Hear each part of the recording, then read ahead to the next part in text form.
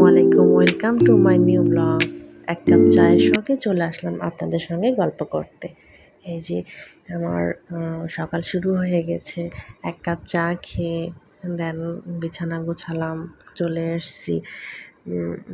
বিছানা গুছিয়ে দেন অন্যান্য কাজ শুরু করব। আসলে সকালে উঠে যদি নিজের বেডটাকে সব ক্লিন করা হয়, বেডটা টান টান করে গুছিয়ে রাখা হয়, তাহলে দিনের অনেকটা কাজ মনে হয় শেষ হয়ে যায়। দেন আমি প্রতিদিনই চেষ্টা করি সব কিছু একসঙ্গে মানে গুছিয়ে ফেলার। যে জানালার গ্রিলগুলো প্রতিদিন চেষ্টা করি একটু একটু করে মুছে রাখতে, যাতে একদিনে কোনো মানে অনেক ময়লা না জমে, একদিনে অনেক হ্যাসেল না হয়, কষ্ট না হয়। এজন্য যেহেতু এগুলা প্রতিনিয়ত ক্লিন আমাকেই করতে হয়, এ আর কি। তারপরে আমার বেডের কালারটা ব্ল্যাক হওয়াতে আমার মনে হয় যে ময়লাটা আরও বেশি ভিজিবল হয় আর কি।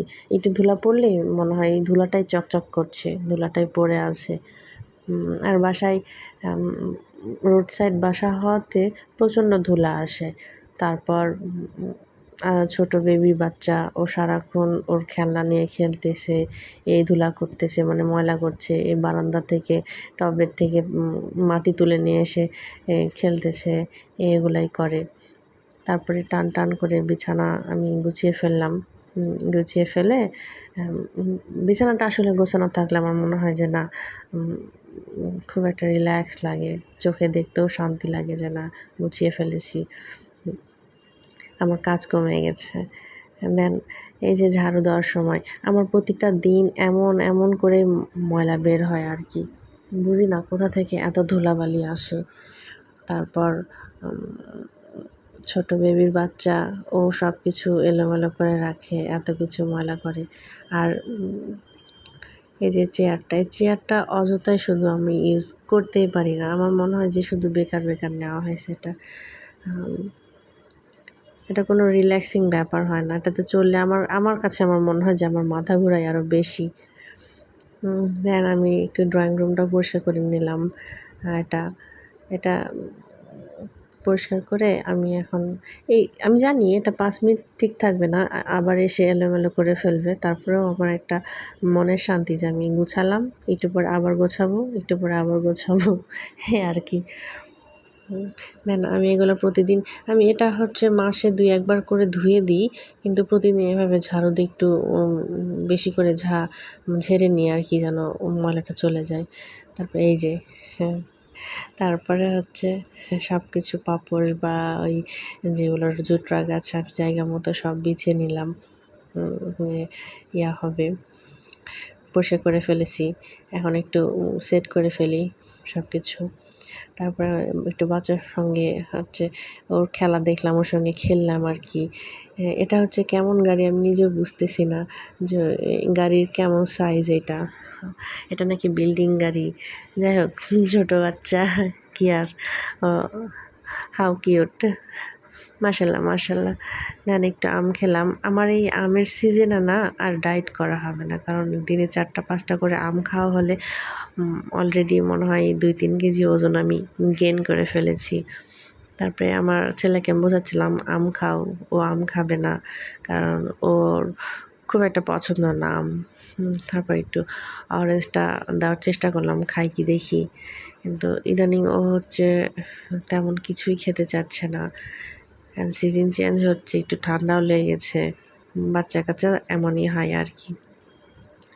তাও একটু চেষ্টা করি কোনটা থেকে কোনটা একটু যদি খাই। এই যে খোসা ছাড়িয়ে কমলাটার খোসাটা অনেক টাইট ছিল, আমি ভাবছিলাম এটা মনে হয় মালটা, পরে দেখলাম যে না, এটা হচ্ছে কমলা, কিন্তু খোসাটা অনেক টাইট। আমি বুঝলাম না কেন এত টাইট হলো, বা খোলাই যাচ্ছিল না। দেন দুপুরে রান্নাবান্না করতে আসলাম। দুপুরের রান্নাতে আমি আজকে শুধু সবজি রান্না করেছি, হচ্ছে লাউ দিয়ে ডিম দিয়ে একটা সবজি রান্না করেছি, আর গতকালের গোস্ত ছিল সেগুলো গরম করে নিয়েছি। তারপরে এই যে দুপুরের এটাই মেনু, আর বেশি কিছু রান্না করিনি, যেহেতু ওভাবে খাওয়া দাওয়া হচ্ছে না। একটু সেই দিন দাওয়াতে গিয়েছিলাম, একটু এই একটা ভাজি করেছিলাম, ভাজিটাকে যেন কী ভাজি ভুলে গেলাম। ও ও হ্যাঁ, বরবটি আর আলু দিয়ে ভাজি। যেহেতু আমার খুব একটা ভালো লাগে না, এই জন্য নামই ভুলে গেছি আর কি। ভাজি টাজি করে দুপুরে হচ্ছে, আর এই যে বৃষ্টি, এখন বৃষ্টি হচ্ছে দিনে 3 থেকে 5 বার বৃষ্টি আসছে। এই যে ভাত চাপাই দিয়েছি, ভাতটা বসিয়ে দিয়ে দেখলাম যে বৃষ্টি আবার শুরু হয়ে গেছে।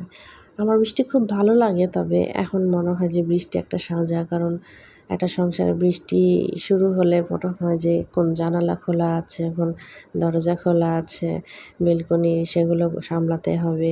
তারপরে যদি কাপড় থাকে কাপড়গুলো তুলতে হবে। হ্যাঁ, যে এটা মনে হয় দিনের 3rd টাইম বৃষ্টি। সকাল থেকে বৃষ্টি হচ্ছে, কালকে সারারাতেই বৃষ্টি হয়েছিল। দেন দুপুরে লাঞ্চ করে আমি একটু মিষ্টি নিয়ে বসলাম, মিষ্টিটা খেয়ে দেখি। ইদানিং একটু মিষ্টির ক্রেভিংস হচ্ছে খুব। মানে আমি দুপুরে লাঞ্চের পরে একটু সুইট কিছু জাতীয় আমার খেতে ভালো লাগে আর কি। তবে এতটা মিষ্টি খাওয়া হয় না। তো এই মিষ্টিটা অনেক মজা দেখে খুব রিল্যাক্স করে মিষ্টিটা শেষ করলাম। মিষ্টিটা খাচ্ছি আর এনজয় করছি। মিষ্টিটা অনেক মজা আসলে। আসলে ঢাকার মিষ্টি না এতটা ভালো হয় না। এটা খুব মজা ছিল মিষ্টিটা। অরেঞ্জ ফ্লেভারের হওয়ার জন্য আরও অন্যরকম স্বাদ লাগছিল। তারপর এই যে আমার বাচ্চাকে কী যেন গল্প করছিলাম, গল্প শোনাচ্ছিলাম, আমার মনে নাই। তারপরে এই লাড্ডুটা হচ্ছে মেবি মিহিদানার লাড্ডু মনে হয়। প্রতিটা কামড়ে কামড়ে লাড্ডুটা একটা ওপর থেকে জুসি ভাব, কিন্তু মানে খুলে খুলে যাচ্ছে না এই আর কি। কিন্তু খুব টাইট, একটা জুসি টাইট টাইপের লাড্ডু, খুব মজা লাগছিল। মানে মিষ্টির ব্যালেন্স, তারপরে ফ্লেভার, তারপর সব কিছু মিলে একটা পারফেক্ট লাড্ডু যেটাকে বলে, সেটা খুব মজা ছিল লাড্ডুটা। এটাও খেয়ে নিলাম। খাচ্ছি আর দেখছি যে না আসলে খুব ভালো হয়েছিল। তারপরে বিকেলবেলায় আমি একটু আমার ছেলেকে একটু মি টাইম দিচ্ছিলাম। ওকে ঘুম থেকে জাগানোর সময় একটু এভাবে একটু আদর করে তুললে ও ক্র্যাঙ্কি হয় না, না তো ঘুম থেকে উঠেও খুব ক্র্যাঙ্কি হয়ে থাকে। মানে আমার পরে খুব জ্বালা হয় আর কি। অনেকক্ষণ টাইম ওকে একটু আদর করলাম। তারপর ও হচ্ছে নাকি নুডলস খাবে। নুডলস একটু বানাতে আসলাম, মা ছেলে আমরা একটু নুডলস খাবো বিকেলবেলা। ওর জন্য শুধু করলে আমি নুডলস শুধু এভাবে সিদ্ধ করেই হচ্ছে করে দিই, সুপি নুডলস টাইপের করে দিই। তবে আমি আবার খেতে পারি না, আমি খাবো দেখে আমি করলাম না, সুপি নুডলস করি নাই। একটু অয়েল দিয়ে ভেজে সামান্য ওই সয়া সস টমেটো সস দিয়েই নুডলসটা তৈরি করলাম।